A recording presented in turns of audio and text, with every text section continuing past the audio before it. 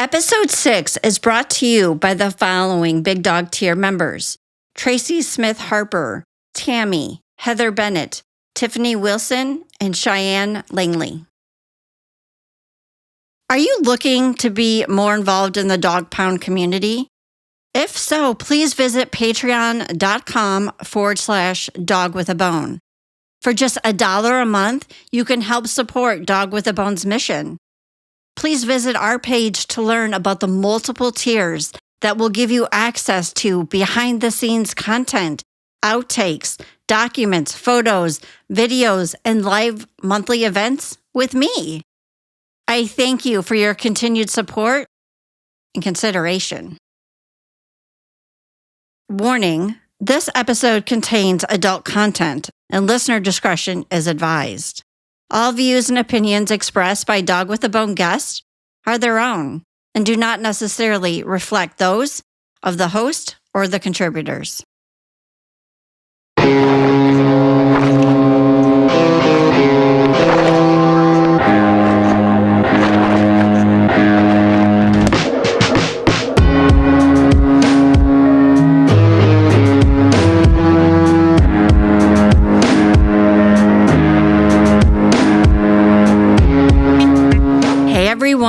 And welcome back to Dog with a Bone. If you have not already, please join our Dog with a Bone discussion Facebook page where you can meet other listeners and discuss the episodes as we move through the season. There will be a ton to talk about. Also, if you haven't already, don't forget to subscribe to Dog with a Bone on Spotify or wherever you listen so you get notified when episodes are released.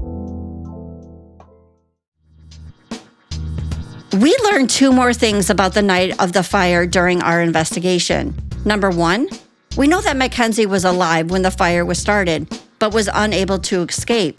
And number 2, she was sexually assaulted prior to her death. Knowing this information, I asked Vernon about the fire and the cause of death for Mackenzie. I wanted to get his thoughts on how the fire started, but also his perspective on how the arson investigation was conducted. Just a reminder again that we used AI on Vernon's voice recording to help make things easier to hear. It's so overwhelming. It's a child. And the dynamics kept changing. First, we had probably just an accidental fire that unfortunately caused the death of a child, to now it's potentially arson. And it's an arson because they can't definitively say anything else about arson. They can't rule out arson, but they can't say it is arson, but they say it's arson. Come on, guys. It either is or it isn't. But no, it doesn't have to be yes or no. It could be maybe. And this is kind of a maybe. Wouldn't they rule the manner of death to be undetermined at that point if they were unsure of homicide? It's not to me. Do you think it was arson? It is either natural or unnatural, but unnatural is homicide. You die a natural death, and whatever that constitutes, that's what your other stuff, you branch down and sort that stuff out. The explanation was they know kind of where it started. The intensity of the fire was in the... Did you ever see the diagram? Maybe you've seen that. In the foyer area. It was a very old, dilapidated house. This was just an old, dilapidated house. The wood was so old and not properly maintained that all the varnish on the wood was gone. The paint was gone, so you just had raw wood that had just dried out over the last 100 years. And they heated the house with kerosene heaters, one upstairs at the top of the steps, and one as you came inside the foyer, and they filled these kerosene heaters on that spot. They didn't take them into the garage. They filled them where they sat. So they would bring in the 5-gallon buckets, pour them, and go, go, go, go. Wow. Well, that splatters, splatter. You splattered all over the course of a season for multiple seasons of winter. And that's how they heated the house, with the kerosene heaters. And you go upstairs to fill the heater up there, and you're dripping this fluid all the way up. You fill that one up, you splatter, and you drag it back down. You're splattering as you're going down. And over the course of a long time, you're on this raw wood. It soaks right in the wood. So you got a trail. So do we have a fire that, however it started, and they never determined what started, the fire didn't have a match. They know kind of the general area it started, but because they didn't have an electric outlet there, they say, well, it was electric, or that it was a space heater that overheated or spilled over or fell over and ignited. Nothing to say what started that fire. So it was the process of, if we don't have a defendant, then we have to go with the speculation. It was ignited by someone intentionally, wasn't it? And then you have the argument. We know we have fuel going all up the steps, and we got fuel all around that foyer where they've come in carrying the 5-gallon buckets of kerosene when they fill them up. And so when that was the, whatever the igniting source is, which we can never determine what that was, but was that fuel put there deliberately to ignite a fire, or coincidentally it just burnt hot there and that's why the fire went up there, and when they chipped away the piece of the wood, well, there's kerosene in there. So that was an igniting source, or that was a stimulant for the fire. If you're looking at this saying, okay, basically this is how they conducted their household. They pour the gas in or the kerosene, or did someone come in and purposely spill up all the way upstairs so when they lit it, it would burn the stairway and kill Mackenzie? Or was this stuff already there and been there for a whole season, and then whatever caused the light, whether it was a cigarette that was dropped by somebody, or whether it was the dog knocked over an ashtray with the cigarette in it, or whether it was whatever, an extension cord, whatever may have been, that we could never determine the cause of the fire. The fire marshal determined it wasn't kerosene, that there was actually an accelerant gas poured. They can't determine gas. They can determine, if there was an accelerator, and the basic, that was the same, whether it's gasoline, kerosene, it is the same like combustion. It was combustible liquid. And I don't think they can ever determine that this was gasoline. They may be able to, in some cases, I suppose, they just knew it was an accelerant and they knew it was a basis of the fuel. And of course, the kerosene and gasoline all had the same thing.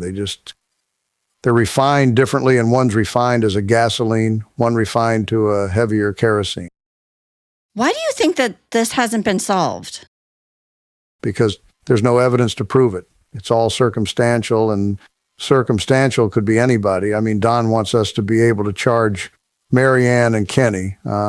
Most would love to, but at the same time, I can't get a prosecutor to take it, to say, yeah, there's enough circumstance from him just because she was in the house and he was in the house. And yeah, they lied about how they got out of the house, but that didn't mean they started the fire.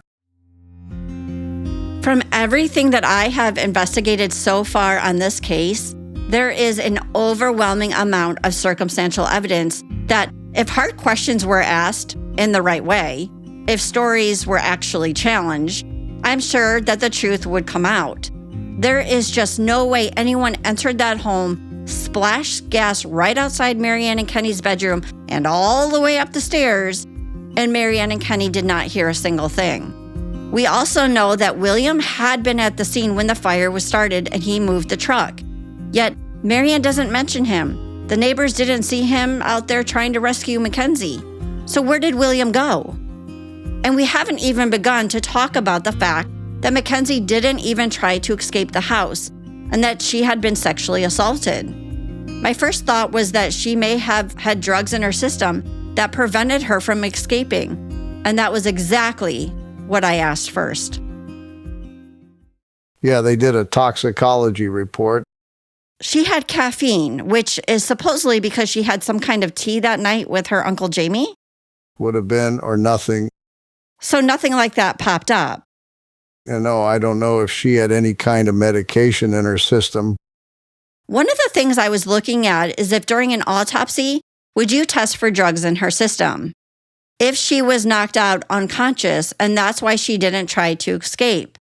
Or was it because she was barely breathing that she got to 68% of carbon monoxide? How many breaths would that take to get to 68%? Breaths, right. But for a long period of time?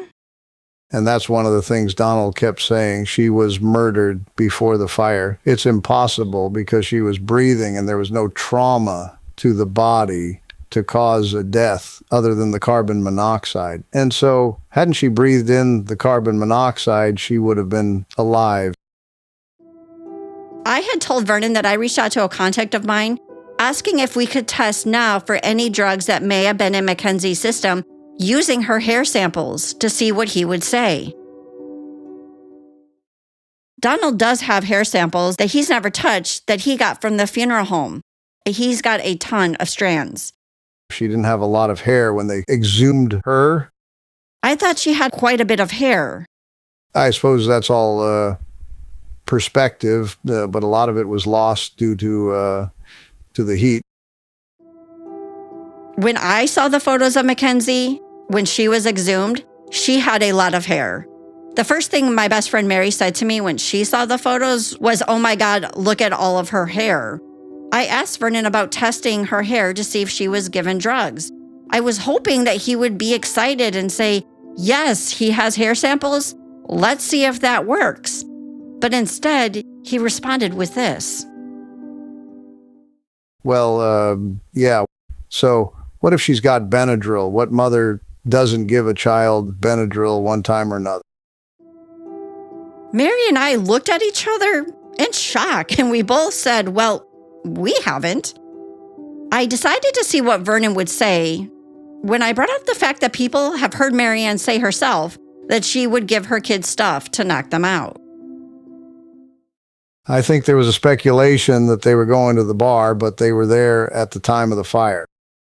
No, they came home. They were at the bar drinking, and Mackenzie was home by herself. That is purely speculation. This is actually a fact and not speculation. I have 2 witnesses who confirm that Mary Ann and Kenny were both at the bar till 10 p.m. I found these 2 witnesses in one day, and I don't even live there. So does this mean that Vernon knows that Mackenzie wasn't alone and that maybe William was there? I'm talking to the witness because she says that nobody was home with Mackenzie. And when she asked Mary Ann, "Where are the kids?" Mary Ann responded with, "Oh, I gave them something." And I know that the son Harrison also claims that Mary Ann would give them stuff. Harrison wouldn't remember. He was too little to. He was only 5 when this happened.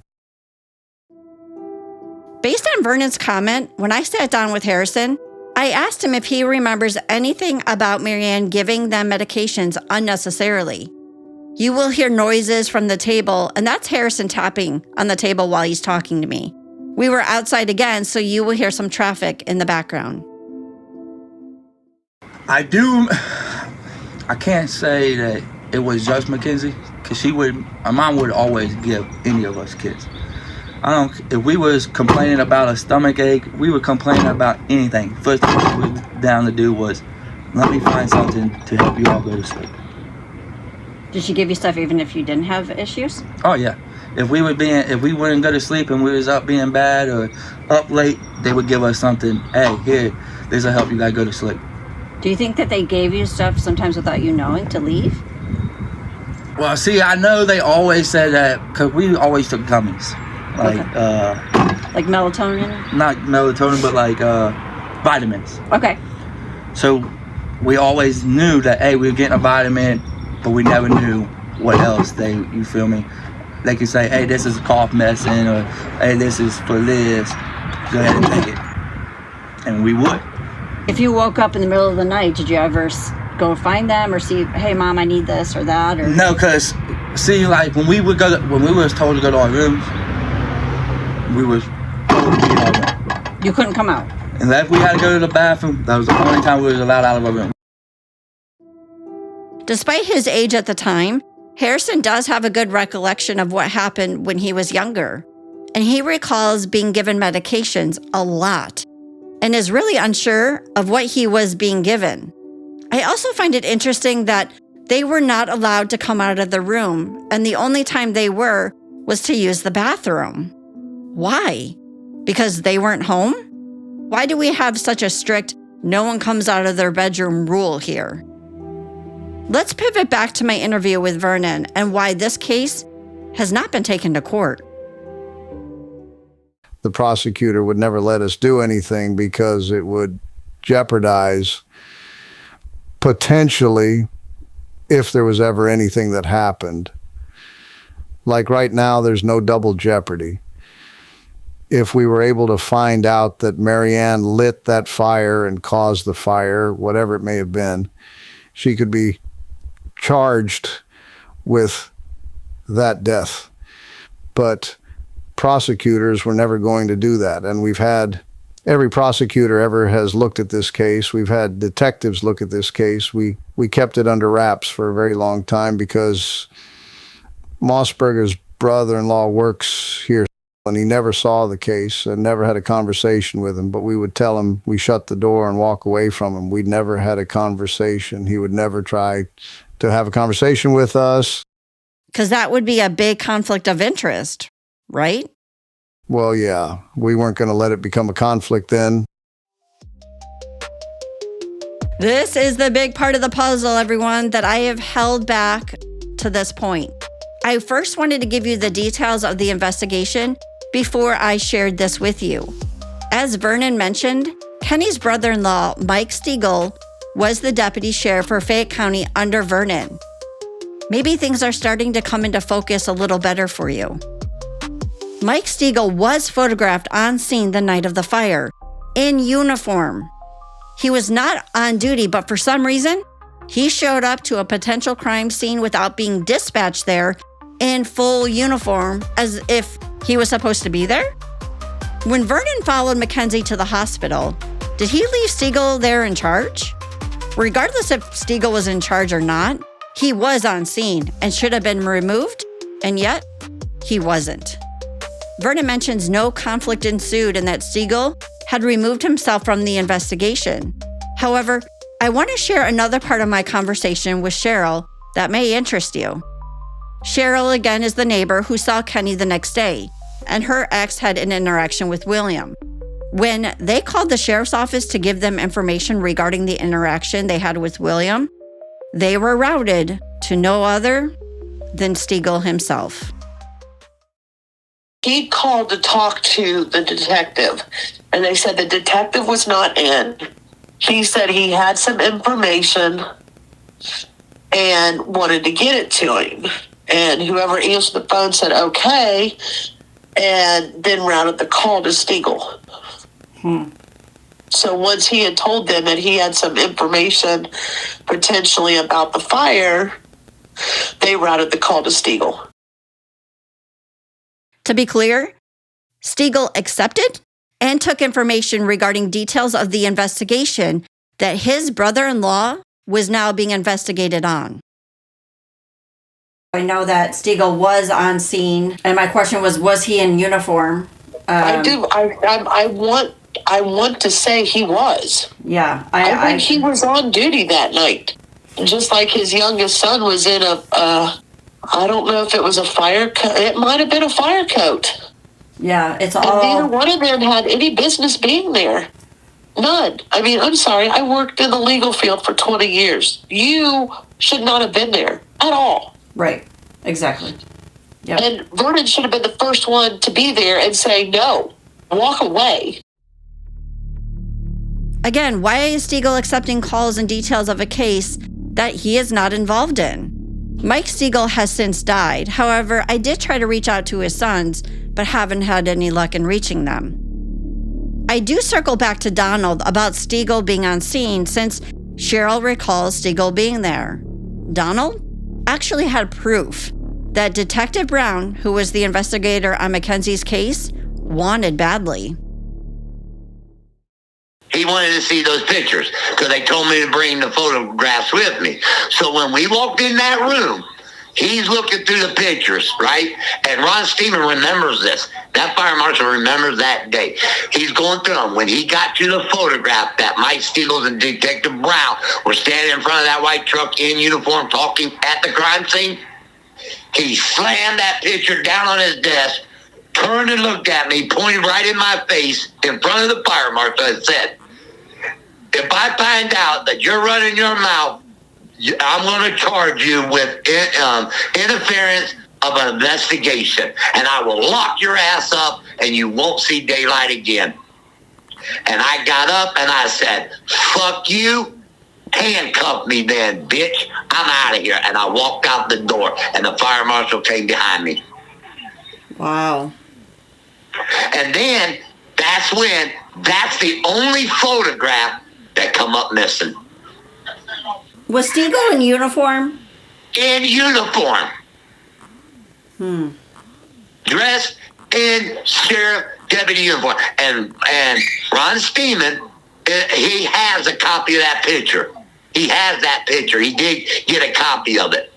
But when they gave me my photographs back, that was the only photograph they took out of there and did not return to me.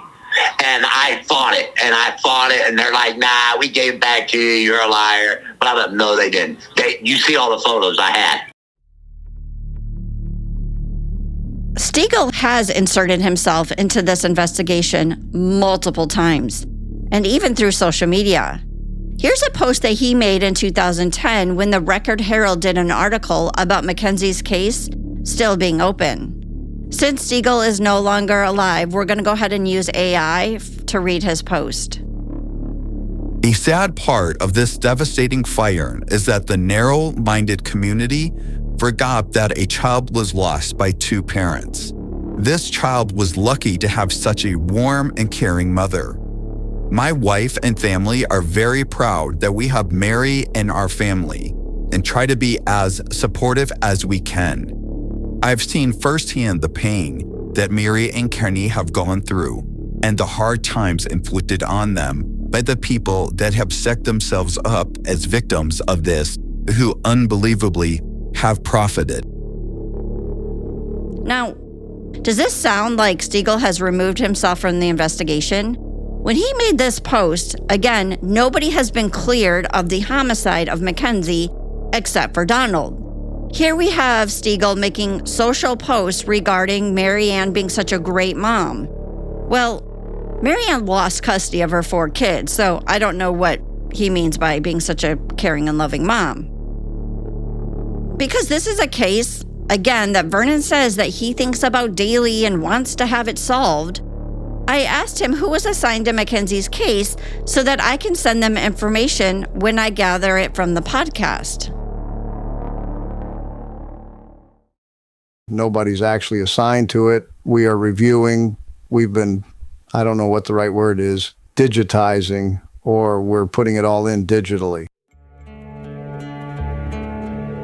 So basically, nobody is assigned is what Vernon is saying. He is saying that they are now digitizing Mackenzie's case file, not that anyone is assigned nor working the case. Listen, after my conversation with Vernon, I was so confused why after 19 years, Vernon was going back and forth regarding if this was a case of arson or not. The chief fire marshal ruled that this was an intentional arson set back in 2006. The medical examiner's report classified the manner of death due to smoke inhalation. There does not seem to be any reason for Vernon to not be 100% sure that this is a case of a homicide.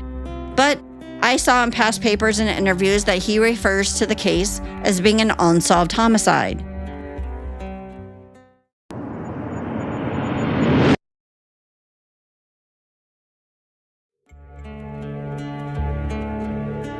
So after my conversation with Vernon and Mary Ann's story about the kerosene splashing, the same story Vernon told me, after filling it up time and time again, it didn't sit right with me. So I decided to reach out to an expert, Richard Roach, who has been in the field for over 40 years, and he's held many roles as a fire safety officer and a chief fire marshal. I wanted to know more about how this fire was started, Was it possible the fire was started by kerosene and a dog knocking it over? Meet Richard. I've got over 40 years service in all types of fire protection, not just the fire department, but always the fire department. But I also spent 5 years in private fire protection. I've written reports on smoke detectors, and I'm very well-rounded. I wouldn't necessarily consider myself an absolute expert in anything, but I think I'm about as well-rounded out there in all aspects, from fire prevention to firefighting to fire investigation, as probably anybody that you would come across. I had sent Richard photos of the crime scene so he could view the fire damage and provide his insight. So I got a little bit of lay of the house from the photos. So the one photo you sent is a great photo of the house pre-fire with the front porch and a small garage to the left. I see one here with a fire department ladder of the shorter part of the house going to the roof, but I don't know which one would be Mackenzie's bedroom. She had 2 windows in her bedroom, so she could have escaped either window. Okay. If she was able to. Okay. Just so you know, I don't know where this photo already has crime scene tape on it, but the ladder in the photo that you sent me is clearly a fire department type ladder. That's not a ladder that you would have at your house, like in your garage for doing work on the house. Now that bedroom window, she could have come out the window onto the roof of the building, the garage area. I don't know if you can tell this. Ben said where that ladder was, if it was already there during the fire, it would have left a mark on the house. Like it was placed. Right. There's some accuracy to that statement for sure, yeah. So that window you can see where the big tree is, that's the window he broke in. And it's scorched all around the window.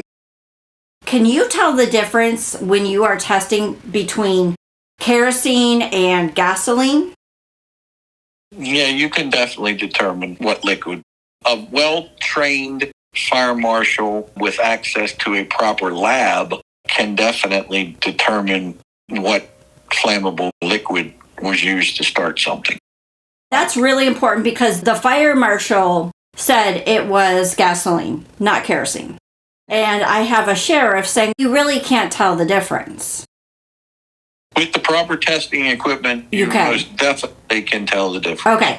So Marianne is saying that the kerosene heaters that she had in the house started this fire. Meaning she had different kerosene heaters around the house, and one of them must have tipped over. The dog tipped it over and started the fire.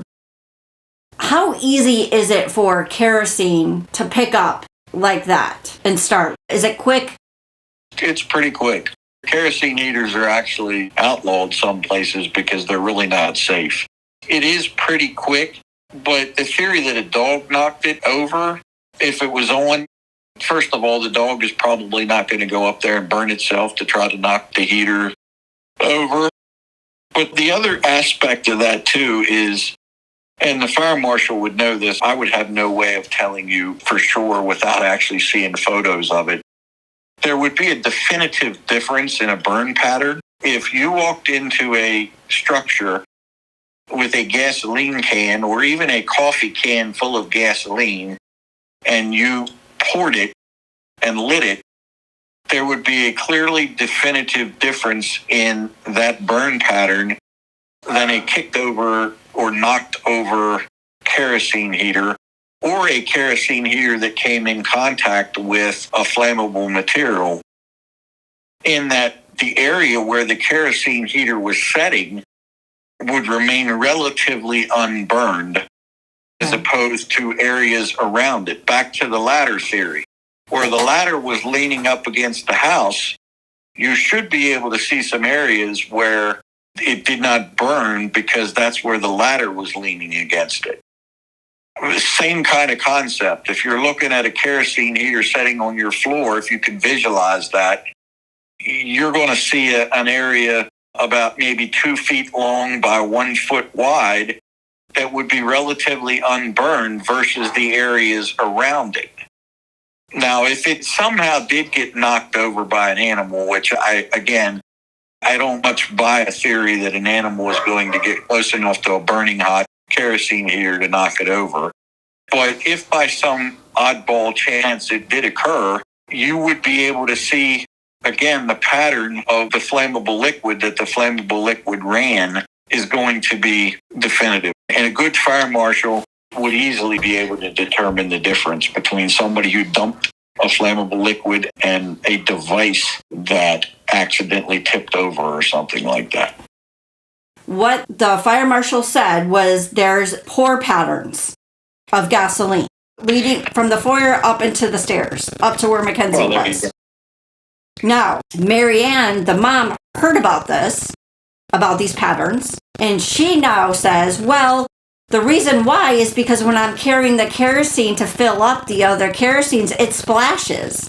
So you have splashes of kerosene everywhere, and that's why you have that pattern of it going everywhere, is because I've been carrying kerosene up and down the stairs, and where the burn patterns are is where the kerosene heaters were. What's your thought on that? That's the most ridiculous, absurd thing I think I've ever heard anybody. First of all, what are they carrying the kerosene in? You know, this is not like you go to the well and get a bucket of water. I'm assuming they went down to the local quick stop or whatever, and there's a kerosene pump, and you fill up your certified kerosene can, which has a spout on it. And there's, I think, not a snowball's chance in hell that makes any sense, forgive my language. But even if by some chance, who does that? Who walks through their house knowingly splashing kerosene on the floor?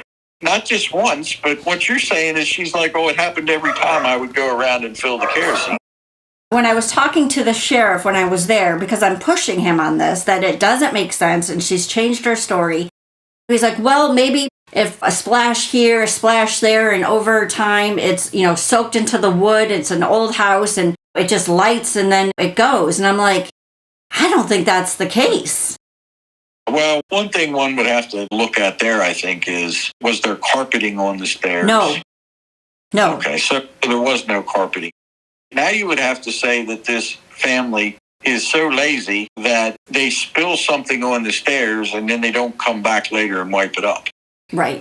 Now, if it was carpet and it's soaked into the carpet, I can understand why one could argue, well, I couldn't slop it up because it's soaked into the carpet. But if there was no carpet, and just take a glass of water or any type of liquid, and I guarantee you would have at least probably 10 or 15 minutes to soak it up with something before it would seep into the wood to the degree that maybe somebody is insinuating that it did. I don't buy any of this, to be honest with you. She said it was chilly that night. That's why she had the kerosene heaters going. But the thing is, they had heat. Mackenzie had a vent in her room. And the mom changed her story. She said she had many of these kerosene heaters around the house. One right outside Mackenzie's door. The fire marshal says it's a homicide. It was arson. Someone started this fire with gasoline in the foyer. Yeah. I think, frankly, what little bit I know, and obviously not being there and seeing any of the evidence with my eyes, I think that fire marshal sounds spot on to me. Yeah, I agree. It wouldn't be the first time. I sadly have been a part of some fires that's exactly what the arsonist has done, because their whole thing was, we don't want the people getting out of the second floor. We go in, we pour gas down the stair steps into the foyer, we light it, and we go out the front door. Exactly. And the people that are on the second floor have no recourse but to either jump out the windows or wait till the firemen rescue them. So this whole scenario is something that any fire department should pretty much be able to kind of see what went on there, I think. You can even tell by looking at the house that the burn pattern of the whole fire started on the first floor and went up. I asked the guys at the fire department as well. Mackenzie had 68% saturation of carbon monoxide. How long could she have survived to get to that level at 68%? Are we talking a few breaths? Are we talking less than 2 minutes. She clearly was not awake. Mm-hmm. Have you seen this? How do you get to 68%? That's really high for kids, isn't it? So that's a little bit too scientific for me. There's too many variables that could come into play there. It is very possible that she did not wake up, that she was sleeping, and that just through normal sleep breathing, she breathed in enough carbon monoxide to basically, she never woke up, which makes sense why she would be found in the bed. Because that was my first thing, was found in the bed. That tells me she never even woke up, because you don't just going to lay there. You're going to try to get away from it somehow. So that's what I'm struggling with, Rich, because wouldn't she have smelled the smoke? If Marianne and Kenny say that they had all this time to break out of the house, and that first, they tried to say that they were trying to save her and yelled her name and she talked back, and then they changed to they were banging on the ceiling with the broom, and then no, that never happened. She never talked to them. How should she not hear any of this commotion, or how quickly can you be knocked out like that where she didn't wake up at all? Yeah, it wouldn't take much. Really? If you were in a sound sleep and you were just sleep breathing, you could easily not wake up from carbon monoxide. I mean, that's exactly what pretty much happens with any situation of carbon monoxide deaths, is that the people don't wake up to begin with. And the smoke and the carbon monoxide and the byproducts of the fire are actually what kills more people than the fire itself. I don't personally think that there was any effort made to wake her up unless she's just a really, really sound sleeper. Obviously, there must not have been any smoke detectors in the home. Oh, no. Nope. They were, but then broken or not put back up. Not operating. No. The reason I say that is because that hopefully had awakened her. I think the other thing I would want to add into this is, and this goes back to the coroner and the autopsy, was it possible that she could have been given something to make sure that she didn't wake up? My question is, going back to the fire, if she's sleeping, she was given something, or let's say she wasn't given anything, but she was asleep. Would the gases get to her before the smoke where she wouldn't even have known? It's highly possible. It's highly possible that she never woke up, that the smoke and carbon monoxide rendered her unconscious, and then ultimately the flames got up there too. I think that's a reasonable probability. Okay, so then my question is, why wasn't Marianne and Kenny choking? How'd they get out so fast that they didn't have issues? Well, I think a couple of things. Obviously, I think the fire travels up very rapidly, and if it was set or accidentally set at the bottom of the steps, but yet the fire marshal definitely says there was flammable liquids going up the steps, the largest part of the fire would have been headed straight for her.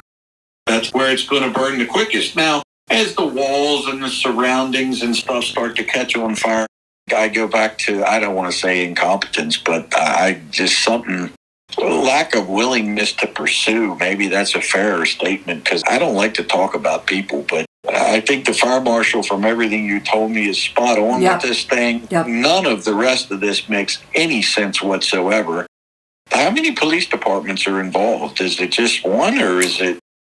You would have to assume that if one or both of them, or the brother that was in the mix, started the fire, I think it's a very fair assumption that they didn't go run in and crawl in bed then, just to say they went in and got in bed. I read about the truck being running in the front yard with both doors open, and her cell phone was on the front seat. I would only say there that maybe at some point, to save his truck, he moved the truck to get it away from the house so it wouldn't burn up. But in the photos that you provided, it doesn't look like he could have gotten it. There's like a tractor trailer truck that's closest to the house, and that wasn't moved. So that seems odd to me, that the truck is running in the front yard with the doors open. I think that they were going to run, or just say they got home and it was caught on fire. That makes some sense. They were pulling in, coming home or whatever, and the house was on fire. But now there again, she's 8, right? Yes.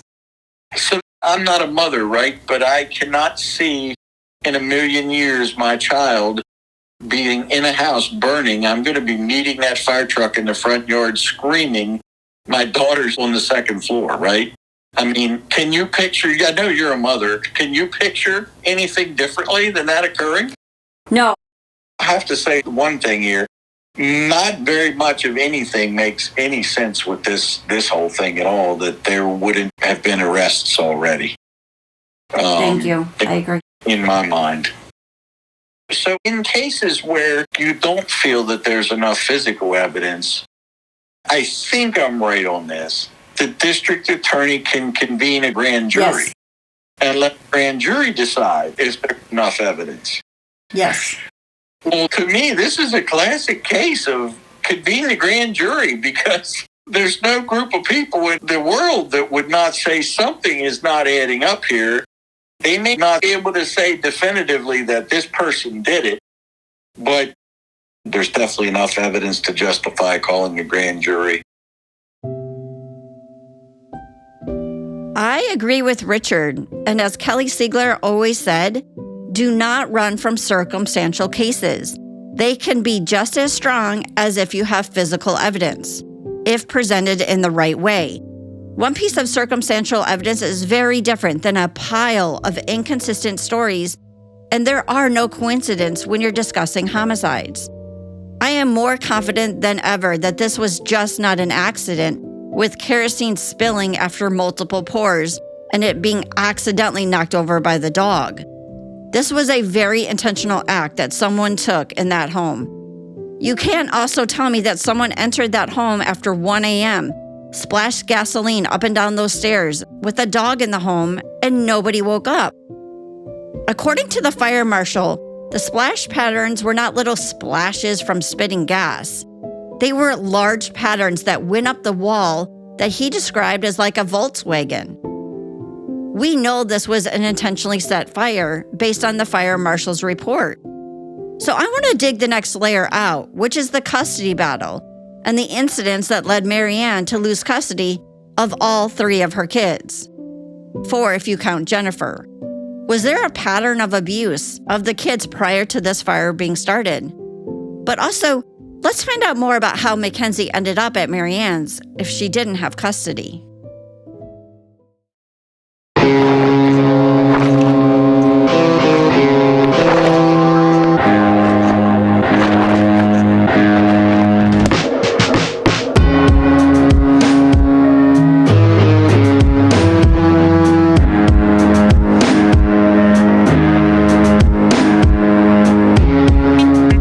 Next time on Dog with a Bone. If we wanted something to drink, I don't care if it was a glass of tea, anything, cup of water, whatever. Like, even if we would ask Kenny, or if my mom would be there and we would ask my mom, they would be like, yeah, you guys can. Then we would go get something to drink. And then they find out, he would find out, like Mackenzie would get something to drink. And he would wig out, flip out, cuss her out, punish her, just because she also went and got something to drink while we did. Dog with a Bone is hosted by Melissa Sandberg, investigated, produced, and written by Melissa Sandberg. Additional writing by Caitlin Sandberg. Edited by Jason Sandberg. Mixed and mastered by Morrow Mixing and Mastering. Theme music by Alex Yukich. Dog with a Bone is a Sat Squatch production.